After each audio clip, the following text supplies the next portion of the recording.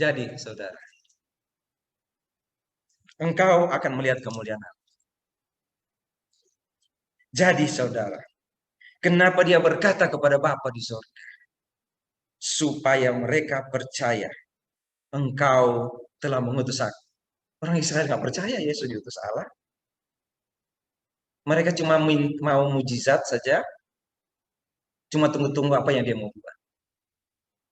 Jadi hari ini, saudara, pelajarannya adalah Yesus selalu masyhur hati ketika kita ada dalam masalah. Yesus selalu menangis bersama dengan kita ketika kita ada dalam masalah. Tetapi saudara, tolong ingat, Yesus juga akan bilang, kenapa kamu sedih? Kenapa kamu takut? Bukankah aku ada bersama-sama dengan engkau? Bukankah aku ada bersama-sama dengan engkau? Saudara, kenapa kita harus saling memperhatikan? Bukankah aku utus engkau untuk menjadi penghibur bagi saudaramu? Kenapa kita mesti saling mendorong, menopang? Bukankah Tuhan mengutus kita untuk menjadi berkat bagi orang lain? Dan setelah kita melewati masalah-masalah, bukankah kita akan lihat dan bilang, Tuhan benar. Saya kira dia sengaja meninggalkan saya. Saya kira dia nggak ada di sini. Dia ada, saudara. Tuhan itu ada. Yang saya bilang minggu lalu, Yesus yang dipercaya oleh Maria Marta dan orang-orang pada waktu itu. Yesus itu sama dengan yang kita percaya hari ini. Tapi cara dia menolong kita, mungkin tidak seperti yang tercatat di sini. Tapi dia nggak pernah berubah. Dia mengasihi, ya. Saya bilang kepada anggota PA yang baru itu, saya bilang, kalau engkau tidak percaya Tuhan Yesus, bukankah Tuhan Yesus mengampuni dosa? Kalau engkau tidak percaya Tuhan, tetap ampuni dosa. Oh iya Pak, iya. Kalau kamu nggak percaya Tuhan, tetap ampuni dosa. Karena dia mati sebelum engkau lahir. Jadi saya selamat? Enggak. Kenapa? Kalau engkau nggak percaya padanya. Dia sudah ampuni dosamu, tapi engkau bilang, enggak lah. Itu menghina Tuhan loh. Jadi jangan coba-coba bilang kayak orang-orang yang kita injili. Jangan coba-coba bilang, masa cuma percaya, engkau menghina Tuhan. Tuhan yang kita percaya adalah Tuhan yang sama dengan yang menampakkan diri 2000 lebih tahun lalu. Dia datang kepada manusia dan sekarang sama.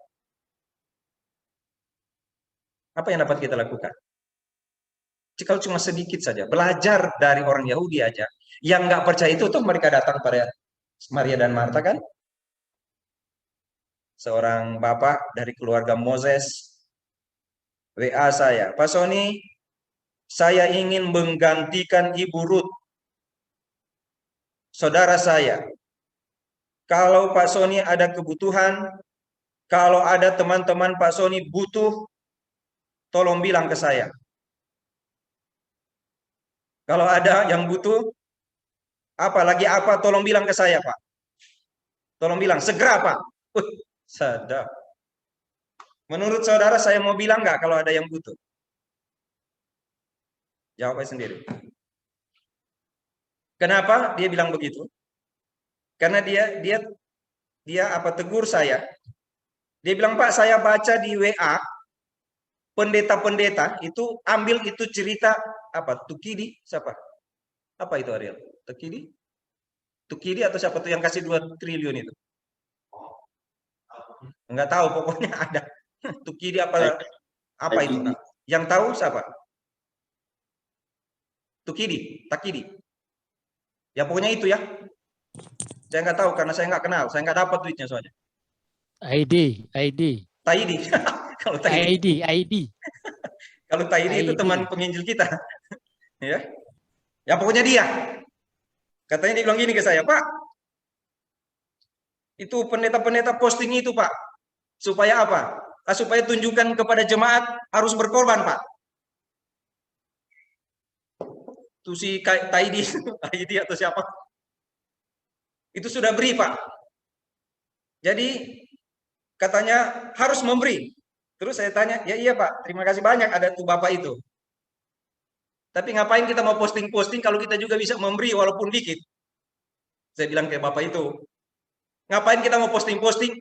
Kita kan suka sekali begitu ada cerita itu kita ambil lalu taruh di ini. Lihat ya mereka berkorban. Lalu saya bilang kenapa tidak kita berkorban aja dulu?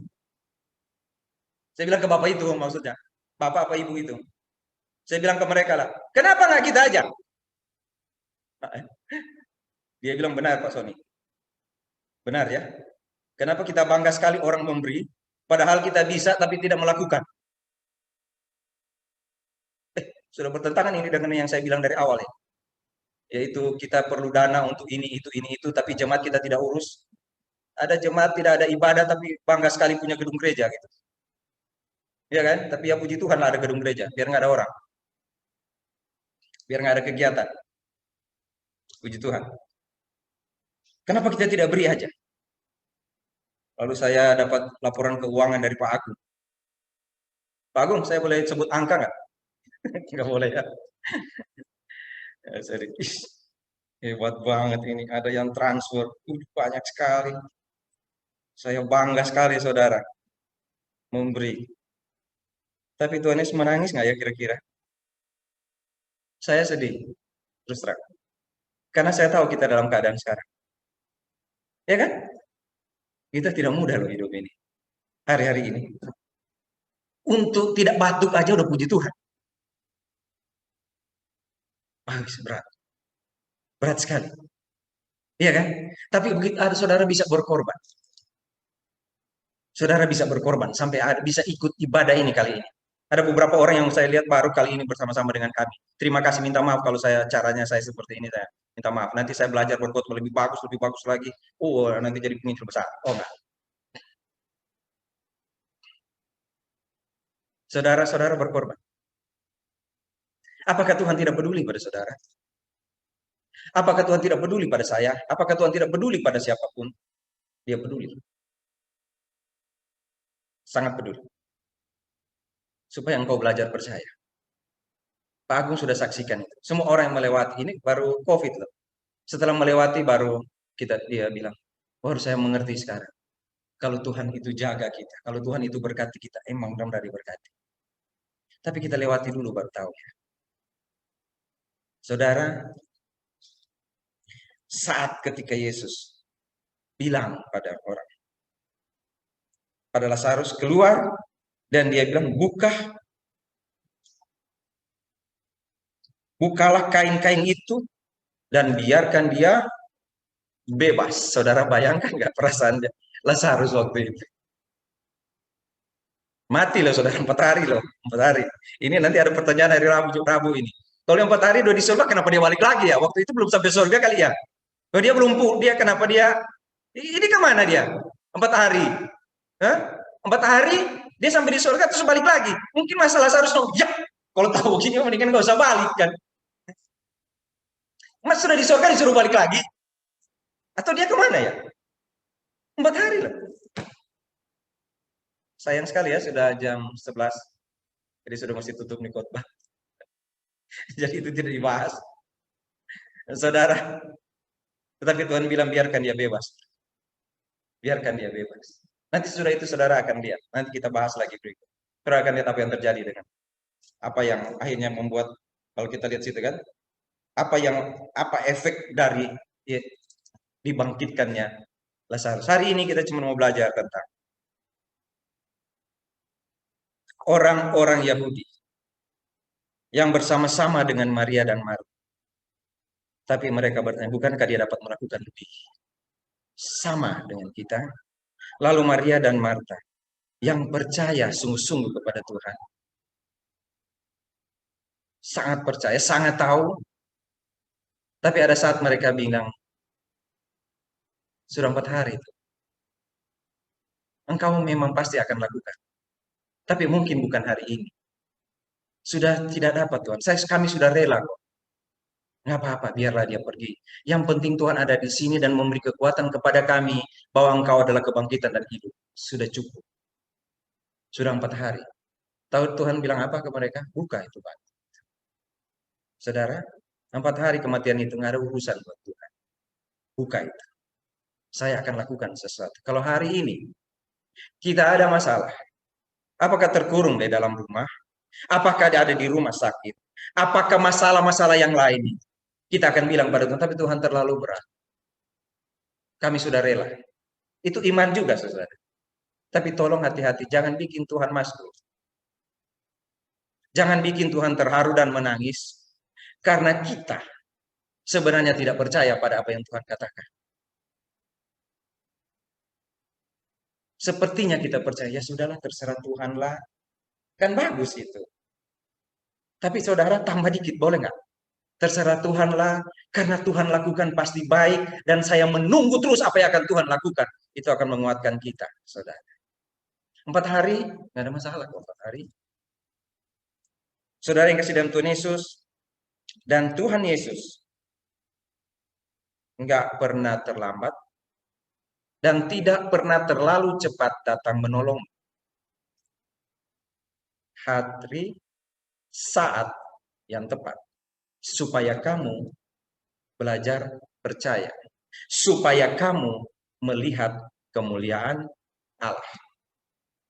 Adakah kerinduan di hati kita untuk tetap bergantung pada Tuhan dalam keadaan apapun?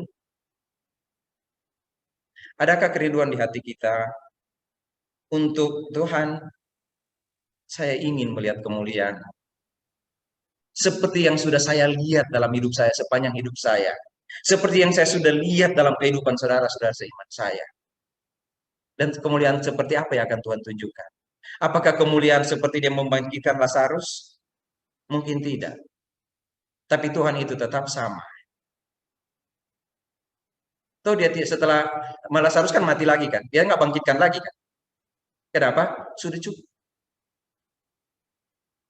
Apa yang Tuhan lakukan? Itu untuk kemuliaan bagi namanya.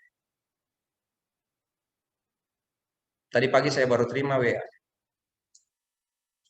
Pak Sony, kami punya termometer. Untuk apa itu? Yang di sini-sini. Ada yang butuh nggak? Terima kasih sudah berbagi. Terima kasih. Mau lihat kemuliaan Tuhan? Tetaplah bersama-sama dengan Tuhan. Karena tetap bersama-sama dengan Tuhan, itulah bagian dari kemuliaan Tuhan. Mari kita berdoa. Sebelum saya